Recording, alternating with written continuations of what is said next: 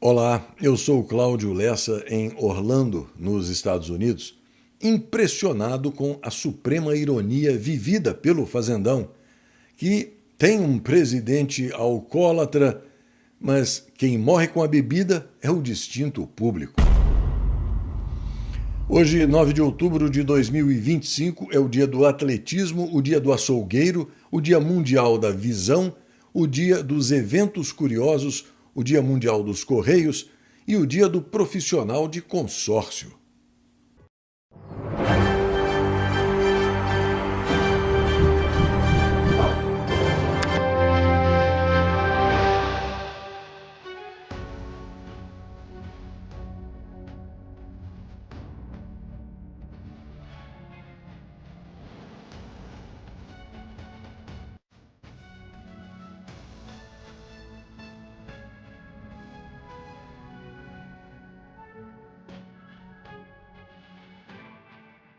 Os indicadores financeiros mostram baixa do dólar e do euro, alta da Bolsa de Valores e do Bitcoin, IPCA e Selic na mesma e alta do grama do ouro.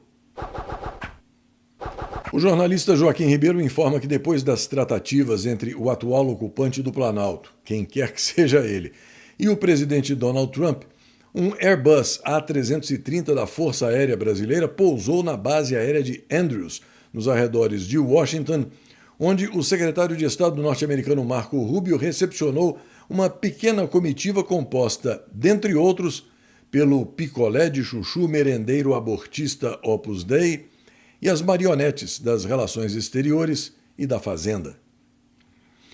E na capital federal, a Gazeta Brasil informa que Lulu Boca de Veludo, o emérito disseminador inimputável de fake news e praticante de crime de responsabilidade, comunicou hoje estar se aposentando do Sindicato do Crime Organizado durante uma sessão plenária. Aos 67 anos, Lulu Boca de Veludo poderia permanecer no tribunal até os 75 anos, mas, ciente de que quem tem medo, decidiu deixar o cargo, digamos, de forma voluntária. A aposentadoria do diáfano vendilhão da pátria e traidor da democracia brasileira, inicialmente prevista para 2033, vai ocorrer após um retiro espiritual que Lulu Boca de Veludo fará ainda este mês, quando serão definidos os detalhes da saída dele. O Jornal da Cidade Online informa que a empresa Meta informou ao satânico psicopata golpista que não tem condições de fornecer diretamente os dados cadastrais de 3 contas responsáveis por publicações com supostas ameaças dirigidas a Glória Sauro, integrante morbidamente obeso do Sindicato do Crime que opera no prédio do antigo STF lá na Praça dos Três Podres Poderes. A companhia de Mark Zuckerberg argumentou que os perfis estão sediados fora da jurisdição brasileira e solicitou a reconsideração da decisão judicial que exigia o envio imediato das informações. Segundo a Meta, as 3 contas estariam localizadas em Portugal, Argentina e aqui nos Estados Unidos. Aliás, por falar neste indivíduo morbidamente obeso, e recordando a máxima de que os ladrões sempre se protegem, as mídias sociais informam que ele concedeu habeas corpus a Milton Batista de Souza Filho, presidente do Sindinap, sindicato do qual faz parte justamente o irmão do maior ladrão da história do Brasil, para o depoimento que ele, Milton Cavalo, faria na CPMI da farra do INSS. O presidente da comissão, o senador mineiro Carlos Viana, comentou o fato.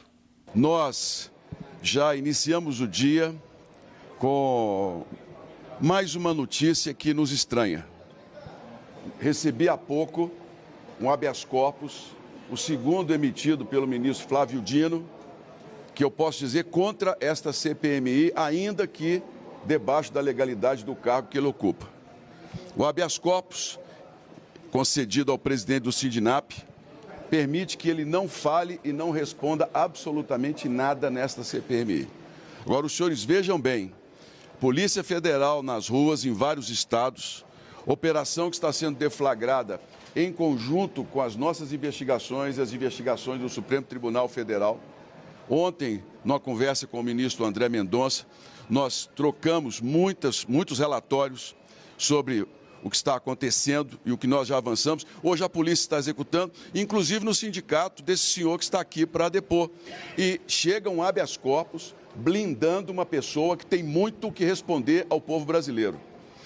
Eu respeito, naturalmente, que nós temos que aqui caminhar dentro da legalidade, mas eu estranho mais uma vez, e deixo bem claro, um habeas corpus que venha de um ministro que já não permitiu que outra pessoa viesse e agora permite que uma pessoa nem o juramento de falar a verdade, ou seja, ele pode mentir a essa comissão parlamentar de inquérito.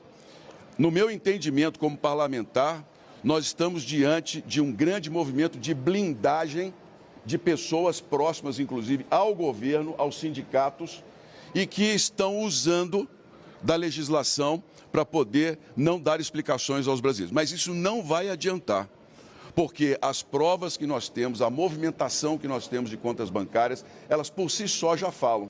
No Diário 360, a informação de que a Polícia Federal deflagrou hoje uma nova fase da Operação Sem Desconto, com buscas em 8 estados, incluindo a sede do Sindinap, o Sindicato Nacional dos Aposentados, Pensionistas e Idosos, entidade comandada por Milton Batista de Souza Filho, o popular Milton Cavalo, e vice-presidida pelo indivíduo que atende pela alcunha de Frei Chico, irmão do maior ladrão da história do Brasil.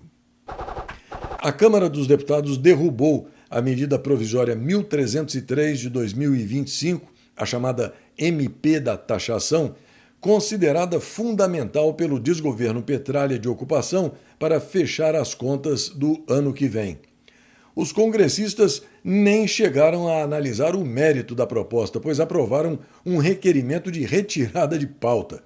Foram 251 votos pela retirada de pauta e 193 contra. Como o texto perdeu a validade às 23 horas e 59 minutos de ontem, a MP não será analisada pelo Senado. O partido União Brasil deu início ao processo de expulsão de Celso Sabino. O congressista que ocupa o cargo de ministro do Turismo no desgoverno Petralha de ocupação não atendeu ao prazo estabelecido pelo partido para deixar o executivo. O relator do caso confirmou que a sigla decidiu pelo processo de expulsão e pela perda do diretório do estado do Pará. Ao mesmo tempo, o PP afastou o indivíduo que atende pela alcunha de Fufuca por desobediência, depois que ele declarou apoio ao maior ladrão da história do Brasil. A executiva nacional do PP decidiu ontem afastar Fufuca do partido por ele se recusar a deixar o Ministério do Esporte e por ele reforçar o apoio ao cachaceiro vigarista, corno e ladrão de velhinhos e aposentados. Em meados do mês passado, o partido deu um ultimato ao presepeiro para que ele deixasse o desgoverno. E a esquerdalha burrinha do fazendão ficou em polvorosa e entrou em parafuso, porque o relator pediu o arquivamento de processo de cassação contra o deputado Eduardo Bolsonaro no Conselho de Ética. Para o relator, o deputado mineiro delegado Marcelo Freitas, do partido União Brasil, a atuação de Eduardo Bolsonaro nos Estados Unidos contra autoridades brasileiras não constitui infração ética. Pois é, e o gato pulou fora do balaio.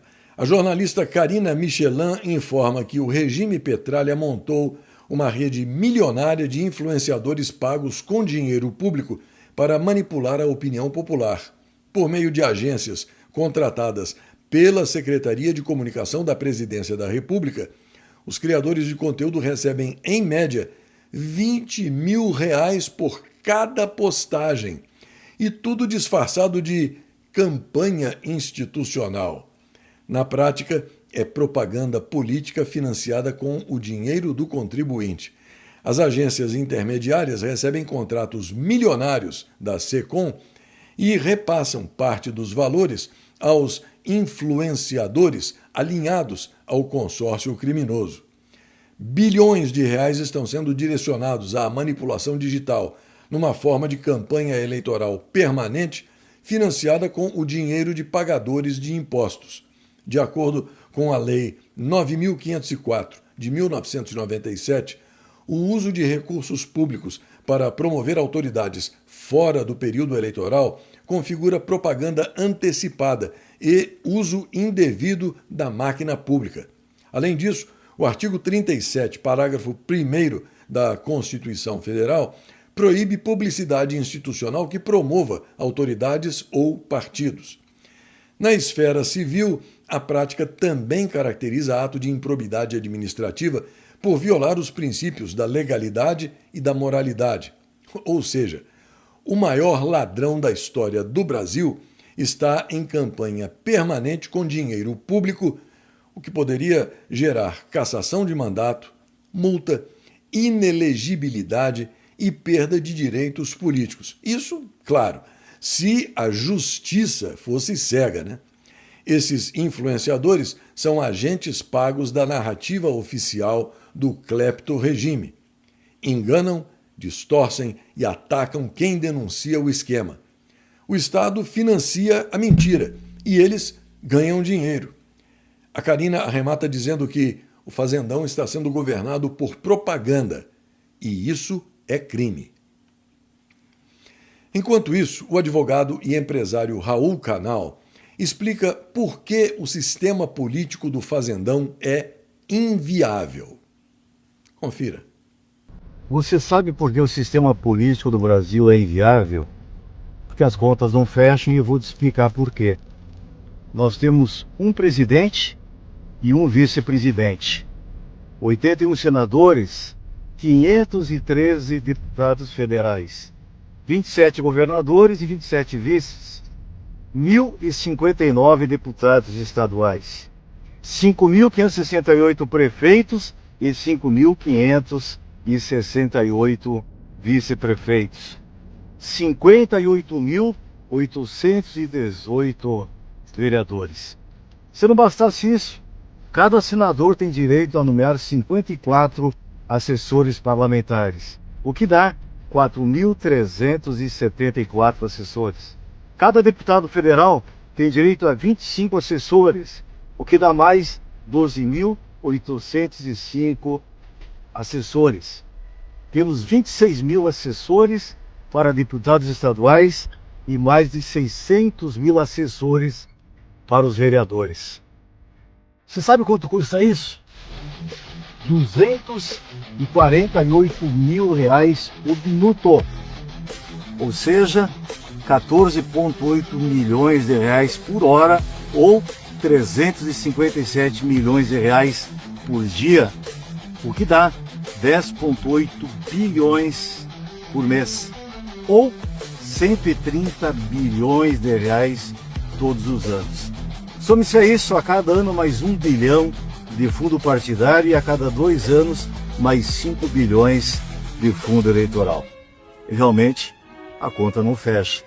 E é por isso que você paga os impostos mais caros do mundo para manter e sustentar o governo ou o sistema político mais perdulário e mais corrupto de todo o universo. Você sabia que pode acessar o CL News e o segmento de orações sem precisar de qualquer plataforma de mídia social?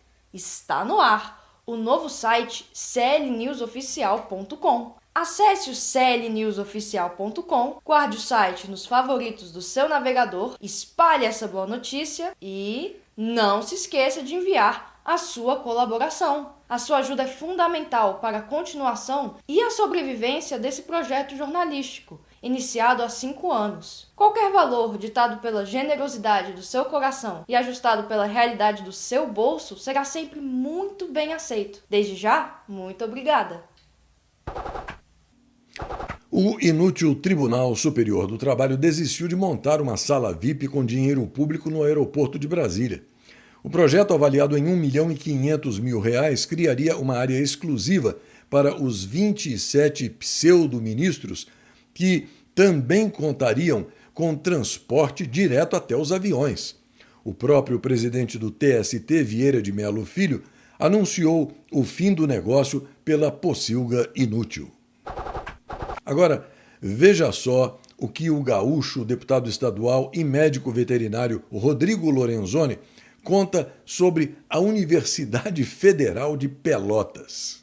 Sem anistia e sem perdão, eu quero ver Bolsonaro na prisão. Sem anistia e sem perdão, eu quero ver Bolsonaro na prisão. Isso que tu acabou de ver é uma sala de aula da Universidade Federal de Pelotas, um curso de medicina veterinária criado exclusivamente para militantes do MST.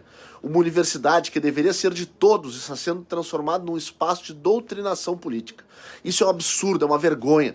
Por isso eu noticiei o Ministério Público Federal sobre esta irregularidade. A universidade tem que ser espaço de mérito, de oportunidades iguais e não de privilégios políticos. Chega de transformar a educação pública em cabide de militância. Esse é mais um exemplo de como a esquerda usa as universidades, que deveriam estar formando profissionais para servir o Brasil, usam como instrumento ideológico para servir ao seu projeto de poder. Universidade é lugar de ciência, não de militância partidária. Compartilhe esse vídeo e me ajude a desmascarar as práticas da esquerda. A poupança teve uma retirada líquida de 15 bilhões de reais em setembro. Segundo o Banco Central, os rendimentos creditados nas contas somaram 6 bilhões e 400 milhões de reais. O presidente dos Estados Unidos, Donald Trump, anunciou o acordo entre Israel e o grupo terrorista Hamas para a libertação de reféns e um cessar-fogo. Segundo o trato costurado pelo presidente norte-americano, todos os sequestrados serão libertados em breve, talvez até mesmo neste sábado, e os israelenses deverão fazer as tropas recuarem até uma linha acordada entre as partes. Na Gazeta Brasil, a notícia de que o presidente norte-americano adiantou os detalhes da segunda fase do acordo de paz, que terá um desarmamento em Gaza, em meio à insistência de Israel de que o grupo terrorista Hamas entregue as armas. A Alemanha está propondo uma lei para abater os drones que violarem o espaço aéreo do país. A proposta surgiu depois que dezenas de voos foram desviados ou cancelados no aeroporto de Munique a partir do avistamento desses aparelhos. A Rússia diz que vai realizar um teste nuclear se os Estados Unidos fizerem o mesmo, segundo uma agência de notícias. Um diplomata russo afirmou que os norte-americanos estavam trabalhando para deixar a infraestrutura rigorosamente pronta para um potencial ataque nuclear. O Observatório Sírio para os Direitos Humanos revelou que o ex-ditador Bashar al-Assad foi hospitalizado no mês passado na Rússia e chegou a ficar em estado crítico na UTI devido a um envenenamento, mas teve alta posteriormente. A Justiça da Argentina condenou a 10 anos de prisão o brasileiro Fernando Sabag Montiel, de 37 anos, que tentou matar a ex-presidente Cristina Kirchner no dia 1º de setembro de 2022, em Buenos Aires. Ao anunciar a sentença, a juíza Sabrina Neymer informou que o tribunal entendeu que Fernando agiu de forma deliberada ao apontar uma pistola carregada a poucos centímetros do rosto de Cristina Kirchner e puxar o gatilho. A arma acabou não disparando por causa de uma falha mecânica. Neste dia 9 de outubro, em 1820, Guayaquil declarava a independência da Espanha. Em 1831 era criado o Corpo de Municipais Permanentes, a atual Polícia Militar do Estado do Rio de Janeiro. Em 1967, um dia após ser capturado, o guerrilheiro comunista Ernesto Che Guevara era executado por tentar incitar uma revolução na Bolívia. Em 1981, o presidente François Mitterrand abolia a pena de morte. Em 1989, em Leipzig, na então Alemanha Oriental, 70 mil manifestantes exigiam a legalização dos grupos de oposição e a realização de reformas democráticas. Em 2006, a Coreia do Norte realizava o primeiro teste nuclear. Ainda em 2006, a plataforma YouTube era comprada pelo Google por 1 bilhão e 650 milhões de dólares. E em 2012, o Talibã paquistanês tentava assassinar Malala Yousafzai, uma colegial ativista de direitos humanos das mulheres e defensora do acesso à educação na região onde ela nasceu.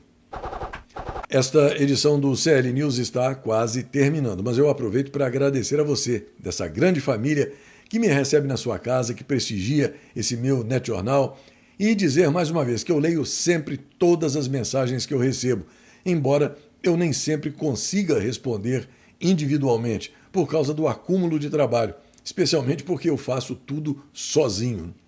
Mas eu peço também para que você acesse e guarde o meu site clnewsoficial.com nos favoritos do seu navegador.